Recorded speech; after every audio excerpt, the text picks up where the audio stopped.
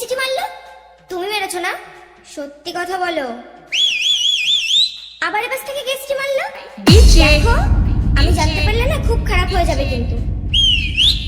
এ তো মহা যন্ত্রণায় পড়লাম। মিনারুল, আমি কমিটি দাদা ভাইদেরকে বলছি, প্লিজ আপনারা এইগুলো একটু দেখুন। আমরা স্টেজে উঠেছি আর এইভাবে সিটি মারবে?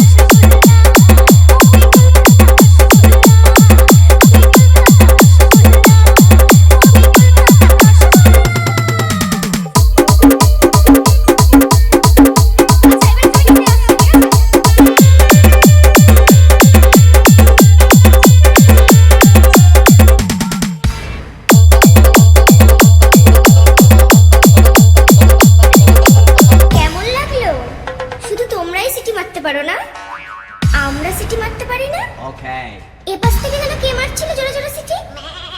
এখন কেমন লাগছে? এবার মারো। মিনারুল বস।